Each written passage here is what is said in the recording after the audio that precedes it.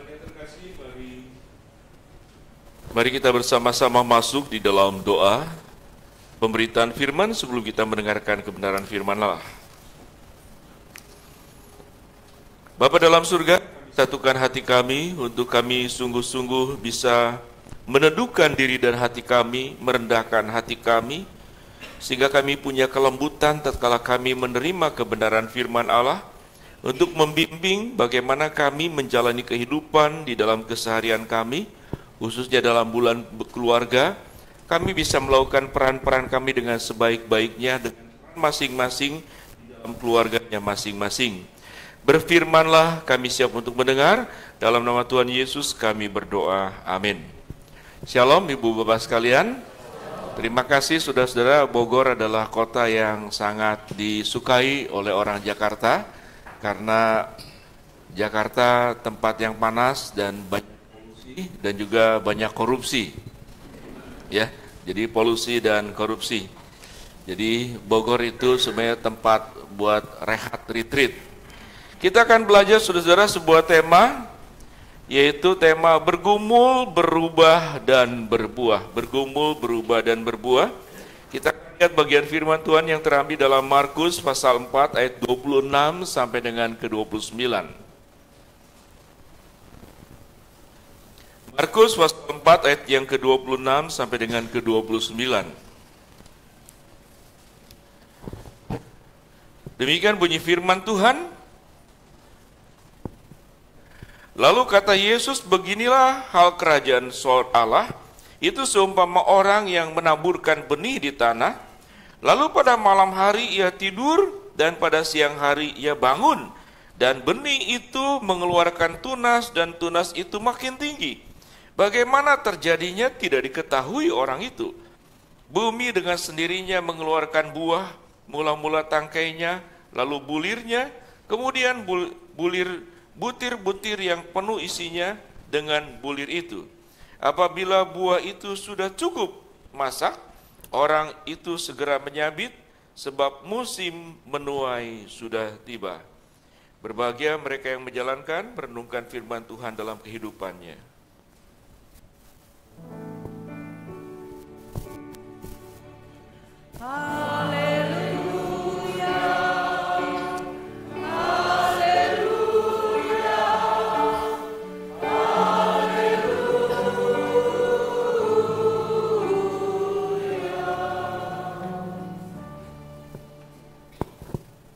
Jemaat yang dikasihi Tuhan, tema kita bergumul, berubah, dan berbuah. Kita ulangi kembali kalimat pertama, bergumul, berubah, dan berbuah. Saudara, tema ini sangat menarik sekali. Rupanya sebelum berbuah, saudara, ada tahapan proses yang harus dilalui, yaitu bergumul dan berubah. Saudara-saudara, bergumul dan berubah, baru bisa berbuah. Tapi kalau tidak bergumul dan tidak berubah, tidak akan berbuah. Kalau bahasa Perancisnya, keneh-keneh gitu wae. Ya. Apa artinya? Keneh-keneh gitu wae. Apa artinya? Begitu saja nggak berubah, berubah. Nah, orang yang tidak berubah itu bukan bergumul, tapi ngedumel. Jadi kalau ngedumel itu saudara menyalahkan orang lain. Tapi kalau bergumul, dia mengoreksi dirinya sendiri. Jadi kalau di dalam rumah kita, keluarga itu lebih banyak yang ngedumel daripada bergumul, maka dia tidak mungkin berubah. Karena tidak berubah, bahasa Yunaninya apa? Ayo diulang, 3, 2, 1. Keneh gitu wae. Ya. Keneh gitu wae. Tidak berubah. Sewaktu ditanya, kenapa kamu tidak berubah? Karena aku ikut Yesus. Bukankah Yesus itu berkata, hari ini sampai selamanya Tuhan Yesus tidak berubah, betul? Tapi Tuhan Yesus tidak berubah untuk hal yang baik. Kita tidak berubah untuk hal yang buruk, yaitu keneh-keneh gitu wae.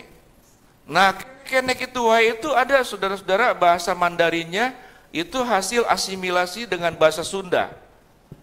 Pernah dengar? Namanya helu heheng. Tahu? Ada yang bisa Mandarin di sini? Saya sepian hui mingpai huai ini. Nah itu asimilasi bahasa Sunda dengan bahasa Mandarin, namanya helu heheng. Ada yang tahu? Nah, saya terjemahin. Itulah dosa bangsa Israel. Apa itu helu heheng? Itu heras hulu, heras beheng. Apa itu helu heheng? Diulang, apa itu helu heheng? Heras hulu, heras beheng. Artinya apa? Bahasa Alkitabnya, tegar tengkuk bebal. Itu tegar tengkuk bebal, helu heheng, heras hulu, heras beheng. Itu yang membuat dia tidak bergumul, tapi ngedumel. Sehingga keneh-keneh gitu wae. Dia tidak bergumul, saudara. Ini bagus kalimatnya itu, yaitu bergumul. Di dalam Alkitab banyak anak-anak Tuhan yang bergumul. Sewaktu Daud berbuat dosa, dia bergumul bersama dengan Tuhan. Ditegur oleh Nathan karena dia mulai melirik wanita lain. Betul? Betul? Karena manusia ini sebetulnya dosanya dua. Laki-laki dan perempuan, dosanya itu masalah mata. Ada yang tahu?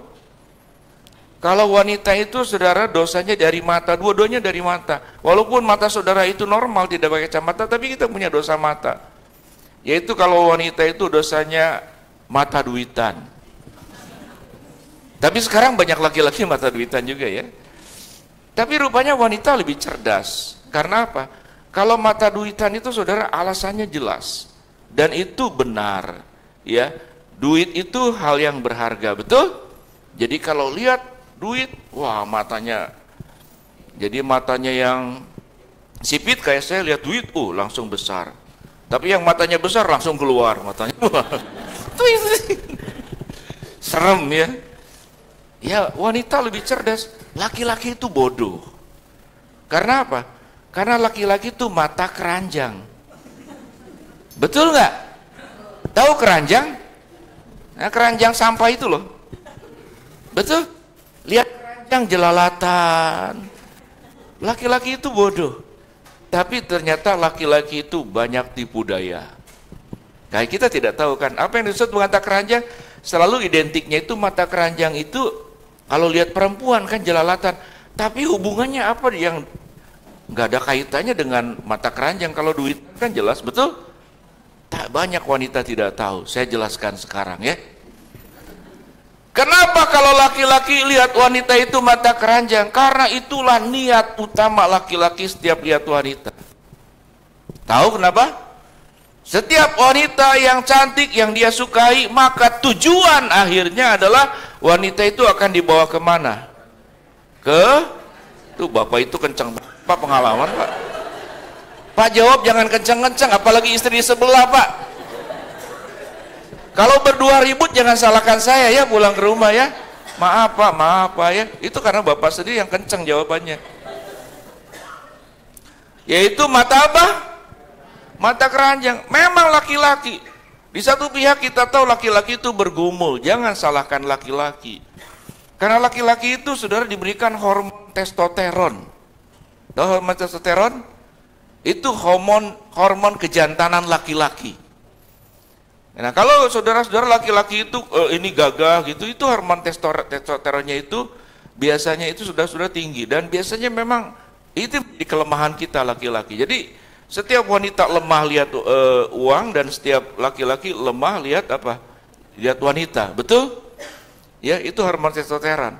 Kalau hormon testosteronnya itu dikurangi laki-laki, bahaya. Kalau testosteronnya cukup, saudara gagah jalannya begini, betul? Ininya keluar, saudara-saudara. Nah, begini gagah kan? Tapi kalau hormon testosteronnya itu diambil, nanti nempel, jadinya jadi begini. Saudara nempel ininya, ada lem.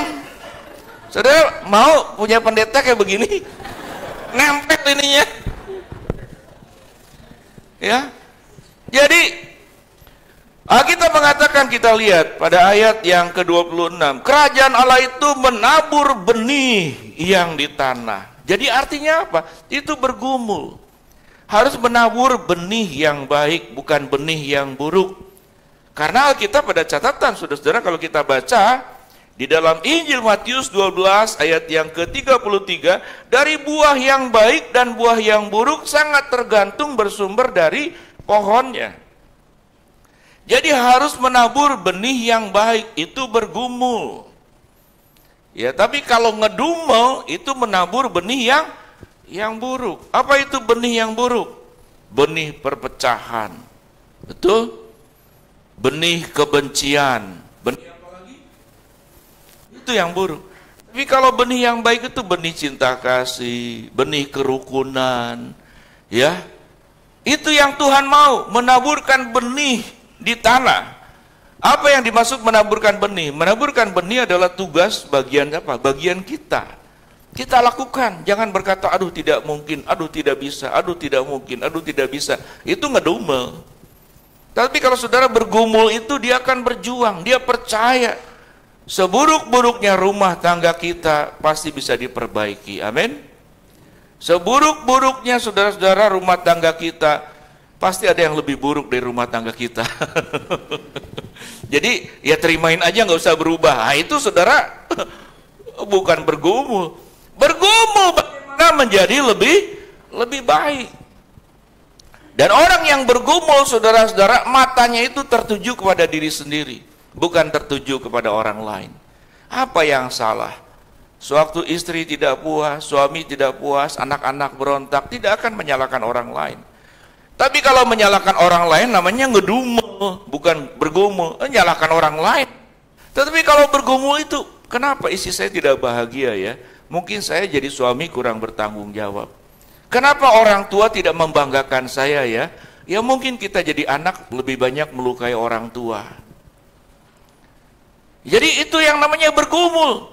Bergumul itu menabur benih kebaikan buat diri sendiri, supaya bisa menaburkan kebaikan juga buat yang lain. Nah, kalau kita saudara mau bergumul bersama dengan Tuhan, bertarung bersama dengan Tuhan, memikirkan apa yang kurang dalam hidup kita, saudara, barulah akan timbul perubahan. Amin. Sewaktu kita kerjakan bagian kita menabur benih yang baik, apa yang Tuhan akan lakukan? Itu terdapat pada ayat yang ke-27. Kita mengatakan, sewaktu engkau tidur malam dan bangun siang hari. Bayangkan, bangunnya bukan pagi, kita mengatakan. Bangunnya apa? Tidur malam, bangunnya, wih, diberkati sekali. Udah tidur malam, bangunnya siang, apa yang firman Tuhan katakan? Benih itu mengeluarkan tunas dan bertambah tinggi dalam satu malam. Tidak mengatakan seminggu, baca ayatnya baik-baik. Dalam satu malam benih itu tumbuh tinggi. Lalu kita mengatakan, dan tidak ada orang yang tahu. Saudara, pada bagian ini namanya perumpamaan. Artinya, kalau kita sudah mau menabur benih yang baik, kita mau bergumul bukan ngedumel, maka kita sudah mengerjakan bagian kita. Sewaktu kita sudah mengerjakan bagian kita, maka Tuhan akan mengerjakan bagiannya. Amin. Dan sewaktu Tuhan mengerjakan bagiannya, kita tidur malam, bangun siang, benih itu tumbuh dengan tinggi dalam satu hari, dan tidak ada seorang pun yang tahu. Karena itu anugerah dari Tuhan. Kalau kita sudah kerjakan bagian kita, maka Tuhan akan mengerjakan bagiannya. Amin. Tuhan akan mengerjakan bagiannya. Itu yang firman Tuhan katakan, tidak tunggu 1 tahun, tidak tunggu 1 bulan, tidak tunggu 1 minggu, tapi dalam 1 malam, sewaktu kita tidur malam dan bangun siang, Tuhan menumbuhkan benih itu kemudian menjadi tinggi. Luar biasa. Berkat Allah akan terjadi kepada orang-orang yang mau bergumul, bukan ngedumel. Orang yang bergumul, saudara, punya kepolosan hati, punya sebuah kejujuran, punya keterbukaan, dan tidak akan membela dirinya. Karena dia tahu apa? Semua persoalan masalah dalam hidup, sebelum menyalahkan orang lain, dia akan mengoreksi diri sendiri. Apa yang kurang dalam hidupnya? Dia tidak akan menyalahkan siapa-siapa. Ya, saudara-saudara, satu kali hamba Tuhan masih muda, nggak tahu hamba Tuhan sekarang daya tahannya agak kurang begitu ya. Ya, dia baru pelayanan, saya baik hati, saya setir mobil, kemudian, aduh Pak Pendeta, ini parfum mobilnya nggak cocok sama saya. bisa nggak tolong dimatikan AC-nya? Saya bilang jangan dimatikan, yang lain nanti butuh AC. Kalau gitu dibuka aja jendelanya katanya. Dia buka, yang lain kan jadi ngedumel. Betul? Aduh Pak Pendeta, kotor jalanan, saya tutup lagi ya. Saya bilang, aduh kamu bisa nggak turun sekarang? Saudara-saudara, itu namanya meributkan hal yang tidak penting. Jadi ada orang-orang, saudara, rumah tangga itu kalau kita membuat tidak ada masalah jadi masalah, masalah kecil jadi besar, dan masalah besar jadi sebuah musibah. Itu orang yang ngedumel. Tapi kalau saudara orang-orang yang bergumul dengan Tuhan dan dia mau berubah, dia akan buat masalah besar jadi kecil, masalah kecil jadi tidak ada. Kalau tidak ada masalah, jangan buat masalah. Jangan hidup menjadi orang yang penuh dengan masalah. Jadi kalau kita, saudara, kalau kita menyalahkan orang lain, itulah orang yang hidup penuh dengan masalah. Tapi sewaktu ada problem, kita coba merenung diri sendiri. Ada suami tiba-tiba datang dalam keadaan mabuk, bawa wanita lain ke dalam rumah. Apa reaksi yang kita akan lakukan sebagai istri? Kok kita, kamu kali, saya kan laki-laki.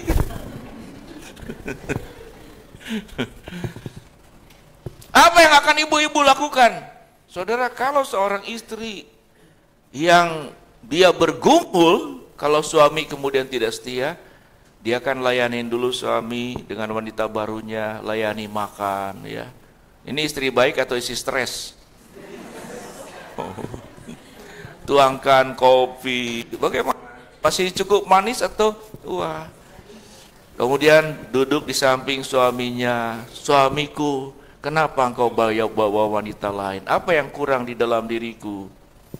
Kamu sudah sempurna, tapi kurangnya apa? Kurangnya karena pengen dua. Waduh, mau gimana ya? Saudara, kalau ada kesalahan dari suami, tanya apa yang membuat? Ya, ternyata saudara-saudara, saya bicara rahasia laki-laki kepada wanita di sini.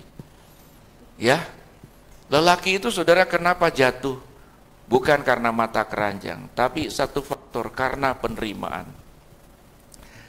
Banyak saudara-saudara, tuan-tuan di dalam rumah, pembantunya mungkin istri lebih cantik, tapi pembantunya biasa saja, sederhana, tapi itu cinta kepada pembantunya. Kenapa? Karena pembantunya menghormati, Tuhan udah makan belum? Udah mandi belum? Kalau ngomong nunduk begini, ya kan? Itu rasa diterima. Kalau istri kan begini, apa yang tidak boleh berbicara dengan suami? Sikap tubuh yang tidak baik. Lubang hidung jangan kelihatan. Kalau kelihatan kan begini, itu saudara. Jadi kalau bicara itu, saudara, jangan lubang hidung kelihatan. Allah sudah mencipta lubang hidung itu arahnya kemana? Bukan ke samping. Betul? Jadi orang yang suka menegakkan kepala itu, saudara, kalau zoom juga hati-hati yang zoom. Saudara, zoom itu ya, kalau pasang tuh di depan begini, ada yang tidak hati-hati, zoom di bawah begini. Jadi yang kelihatan lubang hidung, dua. Ya ingat ya, kalau ada zoom, saudara-saudara, kamera itu jangan di bawah, itu lubang hidung yang kelihatan. Oke? Jadi saudara-saudara harus bertanya, kalau sampai kemudian ada anak, saya ngurus banyak anak asuh ya. Jadi papanya itu ngamuk-ngamuk, anak nih. Jadi papanya sudah pisah dengan mamanya. Ya udah pisah lah. Dia istrinya bilang, boleh nggak cerai Pak Pendeta? Jangan tanya saya, ya kan? Karena cerai itu memang tidak boleh. Pisah rumah saja, pisah rumah. Hanya pisah rumah, ya kan? Lalu papanya telepon, tiap kali telepon ke anaknya, istrinya ditutup, dimatiin. Lalu kontak itu. Lalu papanya telepon, diangkat sama anak. Papa mau apa sih? Mulai hari ini saya tidak akan mengaku kamu sebagai anak. Wih, bapaknya ngomong gitu. Bapaknya pemabuk, KDRT. Anaknya jawab, mulai hari ini juga saya tidak akan mengaku papa sebagai papa, dan papa bukan papa saya. Halo, ini namanya apa? Bergumul atau ngedumel? Ngedumel. Jadi ayah, kalau anak tidak menghormati kita, lalu kita salahkan anak. Paling gampang menekan anak, ya kan? Kamu masih anak, belum Belum makan asam garam seperti papa. Pantesan papa stroke. Makan garam kebanyakan ya, marah-marah melulu. Bahkan justru itu garam itu saudara makin tua harus makin dihindari, betul? Pantesan tukang marah, makan garamnya kebanyakan.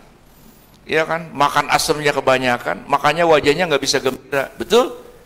Kita harus berdoa semakin tua makan asam dikurangi, makan garam dikurangi. Jangan bangga makan asam garam lebih banyak, itulah penyakit, betul? Coba kalau makan asam, ada nggak makan asam ketawa? Halo? Halo?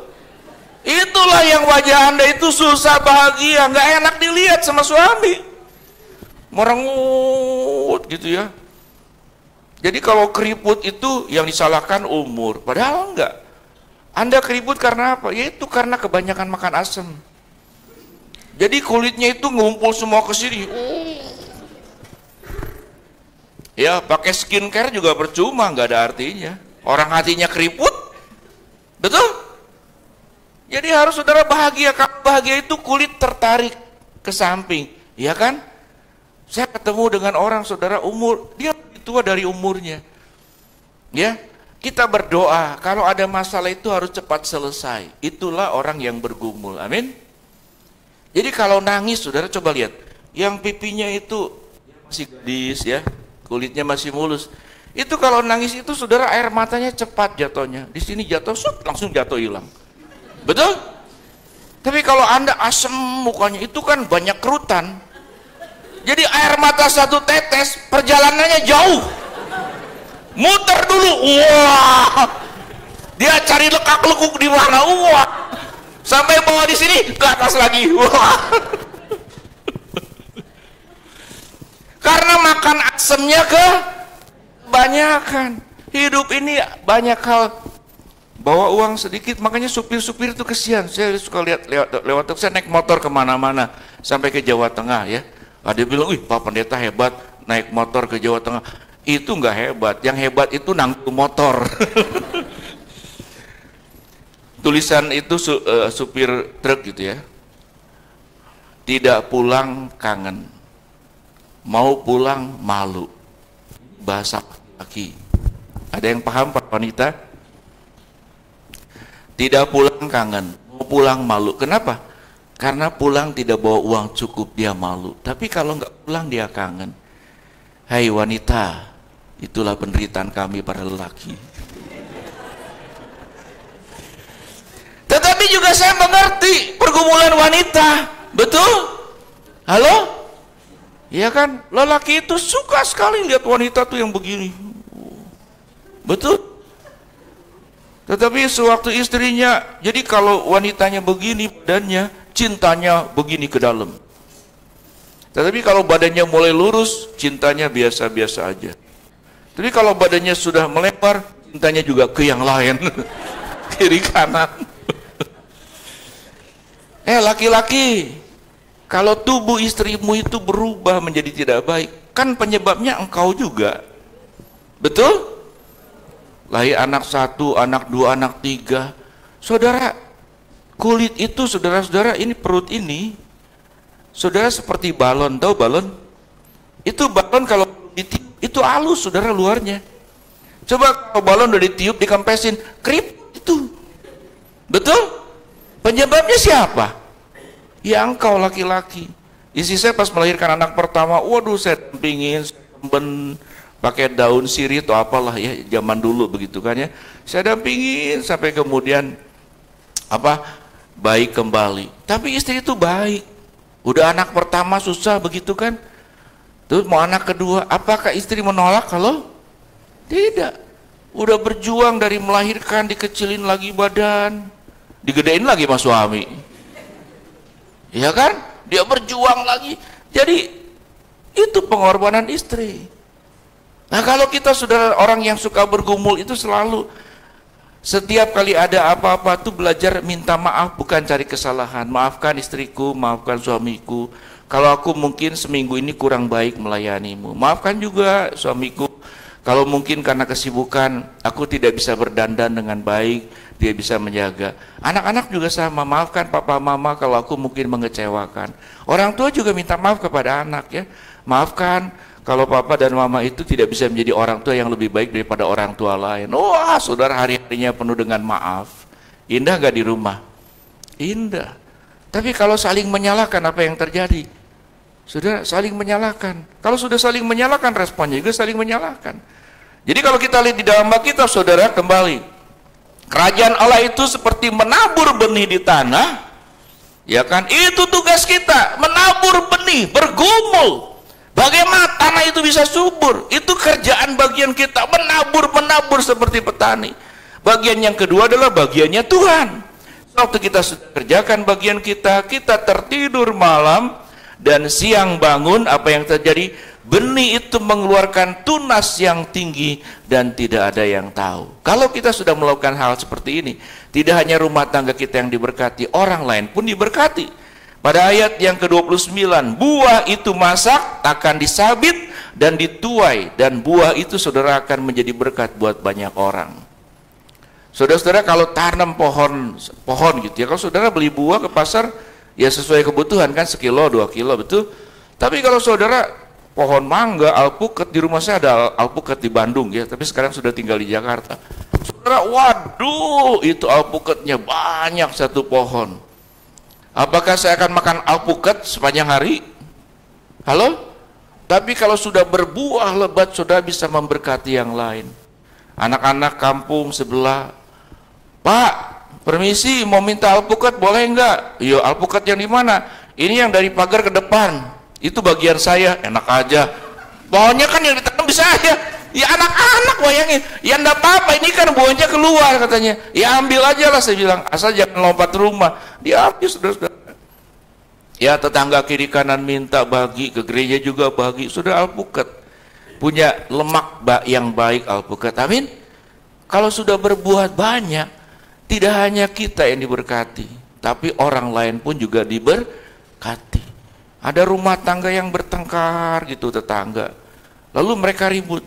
Jangan ribut terus. Malu kita. Malu kenapa? Itu malu sama sebelah. Tiap hari tertawa mereka, tiap hari mereka saling peluk. Itu rumah tangga ideal. Tetangga sebelah kita yang suka ribut, ya, kemudian terinspirasi dengan rumah tangga kita. Saya suka melihat tetangga itu seperti surga. Kapan rumah tangga kita baik seperti tetangga kita? Itu kenapa sih rukun sekali rumah tangga? Karena mereka sering ke gereja, ya. Terus kalau kita juga sering ke gereja, cuma ancur-ancuran. Rupanya sama-sama Kristen ya. Yang satu adalah rumah tangga yang mau bergumul dan berubah sehingga dia menjadi berbuah. Tapi yang satu adalah tidak mau bergumul, tapi apa? Ngedumel. Kalau ngedumel itu apa? Bukan berbuah, beruban. Sampai beruban tidak pernah berbuah dan tidak pernah berubah, kemudian juga tidak akan bisa berbuah. Saya ambil tisu ya. Sudah tiap hari pegang tisu kan? Betul? Nah, ini apa namanya? Tisu. Tisu ya kan? Tangan saya kosong. Sini kosong. Nah, saudara-saudara, anggap ini seperti rumah tangga kita. Rumah tangga kita itu, Pak Pendeta, kalau sudah terlanjur hancur bagaimana? Tidak ada yang mustahil di hadapan Tuhan. Amin. Selama kita kerjakan bagian kita, kita bergumul, kita berubah, kita bisa berbuah. Tapi kalau ngedumel tidak berubah, ya hancur-hancuran. Tapi aduh, rumah tangga saya sudah rusak, jangan takutlah, yang lebih rusak juga banyak, ya kan? Nah, caranya gitu sih. Saudara kalau mau jadi kaya gampang, mau nggak? Saudara kalau mau kaya, kumpul dengan yang lebih miskin dari kamu. Betul? Wanita kalau mau cantik, mau kumpul sama yang lebih jelek dari kamu. Ya, kamu paling cantik. Nah, kalau ini, aduh rumah tangga saya udah hancur-hancuran, anak udah meninggalkan, ya istri juga sudah ini, saya juga udah dihina sama mertua, supaya mertua suruh keluar dari rumah. Wah, rumah tangga saya udah hancur lebur begini. Kalau sudah begini apa? Apakah berpisah? Apakah cerai? Halo? Bagaimana caranya? Kalau sudah begini, serahkan kepada tangan Tuhan. Kalau kita sudah kerjakan yang baik-baik semuanya, rumah tangga kita hancur-hancur, kembali kepada Tuhan. Apa yang Tuhan katakan? Apakah dibuang keluarga ini? Tidak, tapi Tuhan menyentuh dan memperbaikinya, memulihkan kembali. Amin. Di dalam Tuhan tidak ada yang mustahil. Amin. Sewaktu Tuhan mengatakan aku akan menyentuh, mengembalikan yang hancur lebur ini menjadi baik kembali. Kita lihat ya. Wah, udah robekannya udah hilang nih kayaknya. Nah, kita lihat. Ternyata dia utuh kembali. Mau tepuk tangan boleh. Ini Pak Pendeta buat mujizat? Tidak, ini sulap ya. Yang tahu rahasianya hanya Tuhan dengan saya. Saudara, mari kita berdoa.